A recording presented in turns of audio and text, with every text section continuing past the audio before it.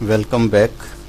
आज हम आपको बताते हैं ECTLT पे किस तरह से लेसन बनाया जाता है। इसके लिए सबसे अच्छी बात ये रहती है कि पहले हम ECTLT के पैटर्न के ऊपर पूरा का पूरा हमारा लेसन ऑफलाइन माइक्रोसॉफ्ट वर्ड में बना लें। जो हेडिंग उसमें दी हुई है उसके अकॉर्डिंग, जैसे ये देखिए टीचर ओरिएंटेड, उसमें टीचर ओरिएंटेशन लिख दिया। स्टूडेंट ओरिएंटेड, उसमें स्टूडेंट ओरिएंटेड से संबंधित ये कॉन्सेप्ट हमने लिख दी। फिर कॉन्सेप्ट डिटेल के बाद फिर एक्टिविटीज़, फिर एक्टिविटी के बाद इंस्टेंट डायग्नोसिस, फॉर्मेटिव असेसमेंट, फिर लेवल वाइज असाइनमेंट हमने इसमें लिख लिए और लास्ट के अंदर प्रोजेक्ट हमने इसमें लिख दिया। ये ऑफलाइन जब हमारे पास तैयार रहेगा तो नेट डिस्कनेक्ट होने के कारण हमारा वर्क लॉस हो जाए इसका खतरा कम हो जाता है। और नेट कब डिस्कनेक्ट हो जाए, कब लाइट चली जाए, इसका कोई भरोसा नहीं है। इसलिए बेहतर यह है कि ऑफलाइन पहले लेसन बना के रख लें और उसके बाद ECTLT ओपन किया जाए। और ओपन करके सबसे पहले टीचर ओरिएंटेड पे हम क्लिक करेंगे।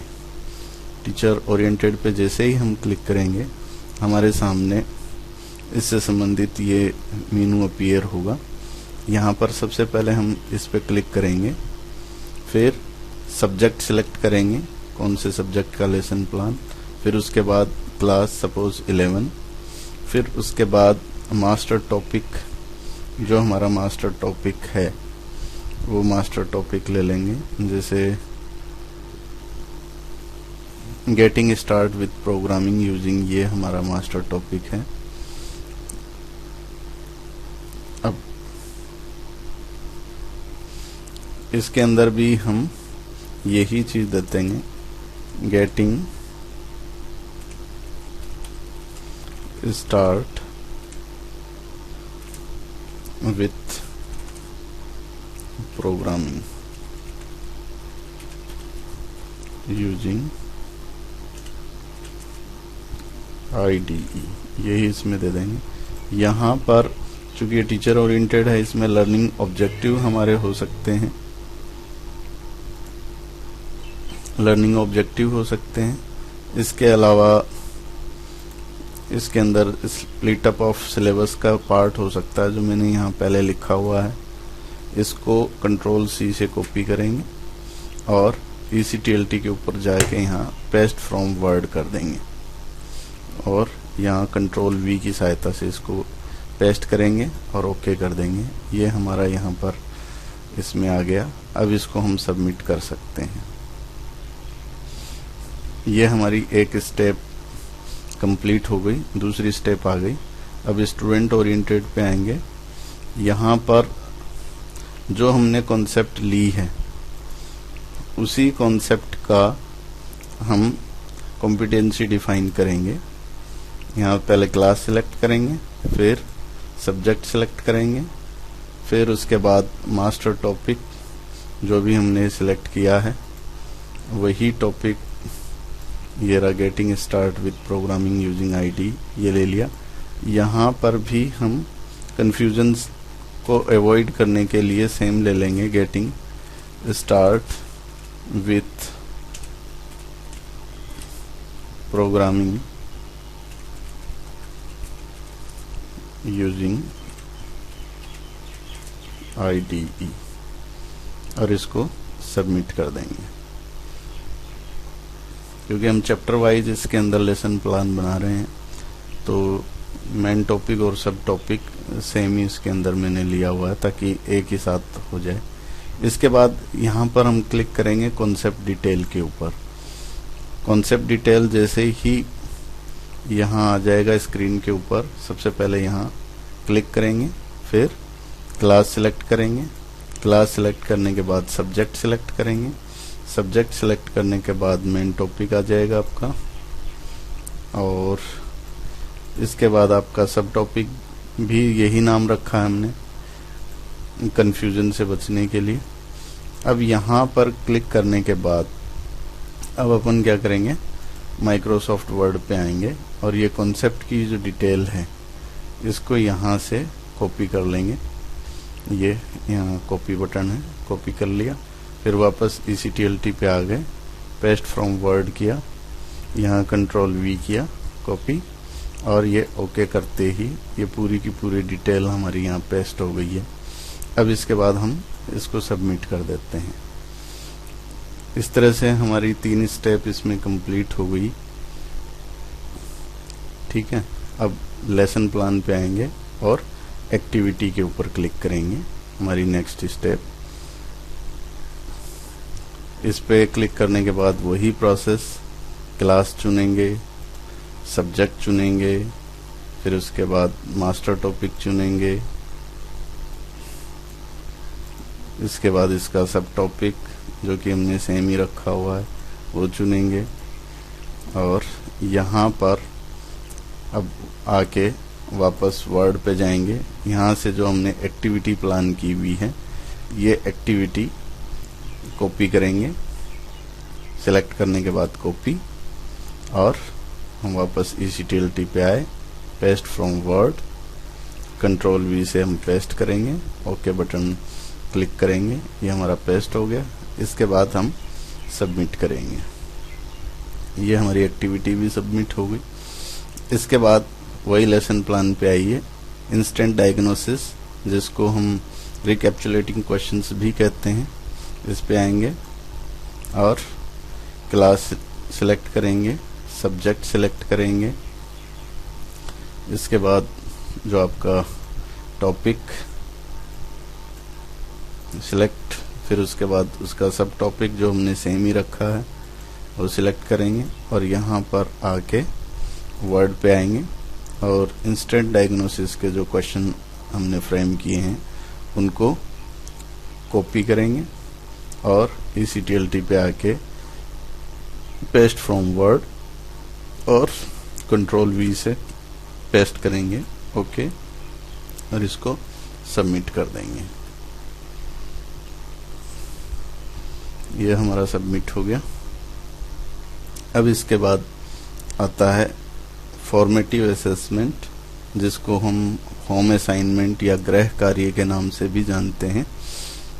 इसमें भी वही चीज़, सबसे पहले क्लास सिलेक्ट कीजिए, क्लास सिलेक्ट करने के बाद सब्जेक्ट सिलेक्ट कीजिए, सब्जेक्ट सिलेक्ट करने के बाद आपका टॉपिक, मेन टॉपिक,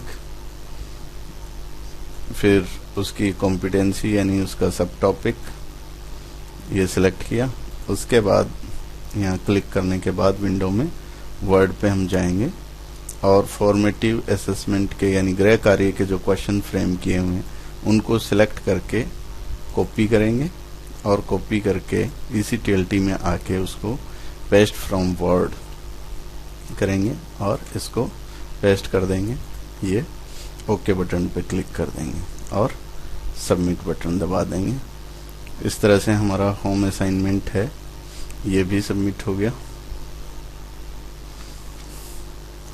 अब हम नेक्स्ट स्टेप पे आएंगे, यहाँ पर लेवल वाइज असाइनमेंट है, इस पे क्लिक करेंगे तो लेवल वाइज असाइनमेंट ये देखिए 1, 2, 3 तीनों लेवल एक साथ ही इसमें दिए हुए हैं, लेवल 1, लेवल 2 और लेवल 3। तो इसके अंदर हम सबसे पहले ये क्लास सिलेक्ट करते हैं, फिर उसके बाद सेक्शन हो जाएगा, सेक्शन के बाद उसके बाद हमारा सब्जेक्ट हो गया, सब्जेक्ट के बाद हम मास्टर टॉपिक लेंगे जो कि प्रोग्रामिंग यूजिंग आईडी हमने दिया हुआ, फिर उसके बाद हम ये लेंगे सब टॉपिक इसका, और फिर वर्ड में आके सबसे पहले लेवल 1 के असाइनमेंट हम सिलेक्ट करेंगे, इनको कॉपी करेंगे, कॉपी करने के बाद इसको लेवल 1 की विंडो के अंदर पेस्ट फ्रॉम वर्ड करेंगे और पेस्ट कर देंगे, ओके। अब ये देखिए नीचे लेवल 2 की विंडो है, इसके ऊपर हम क्लिक करेंगे और वर्ड पे चले जाएंगे। वर्ड पे आने के बाद लेवल 2 के जो असाइनमेंट हमने फ्रेम किए हैं उसको कॉपी करेंगे, और कॉपी करने के बाद वापस ECTLT में आके लेवल 2 की विंडो में पेस्ट फ्रॉम वर्ड करेंगे, कंट्रोल V करेंगे और ओके कर देंगे। ये हमारा लेवल 2 हो गया। अब लेवल 3 पे हम आएंगे, यहाँ क्लिक करेंगे, वर्ड पे जाएंगे। वर्ड पे जाने के बाद लेवल 3 के असाइनमेंट ये हम कॉपी कर लेंगे यहाँ से, और कॉपी करने के बाद हम इस पे आएंगे ECTLT पे और पेस्ट फ्रॉम वर्ड, और कंट्रोल V से इसको हम पेस्ट करेंगे और ओके करने के बाद हम इसको, ये तीनों लेवल हो गए हमारे असाइनमेंट के, इसलिए अब लास्ट में हम सबमिट कर देंगे। तो इस तरह से हमारे असाइनमेंट भी सबमिट हो गए। और अब last step that is project, ये हमारा इसके अंदर बचा है। तो ये प्रोजेक्ट के ऊपर हम क्लिक करेंगे और ये हमारा प्रोजेक्ट का आ गया, ये देखिए। फिर इसमें भी वही, सबसे पहले क्लास, फिर उसके बाद सेक्शन के बाद सब्जेक्ट आ जाएगा आपका, सब्जेक्ट के बाद आपका ये टॉपिक, फिर उसकी कॉम्पिटेंसी, ये टॉपिक आ गया। टॉपिक नीचे ड्रॉप डाउन कर लीजिए, ये आ गया टॉपिक। अब यहाँ कॉम्पिटेंसी इसमें दिखा देगा, उसके ऊपर हम ये चेक करेंगे। चेक करके यहाँ क्लिक करेंगे, वापस वर्ड में आए, जो प्रोजेक्ट हमने फ्रेम किया है उसको सिलेक्ट किया, कंट्रोल C से कॉपी, और यहाँ पर आके पेस्ट फ्रॉम वर्ड कर लेंगे, कंट्रोल V, और ये ओके हो गया। और फाइनली ये सबमिट।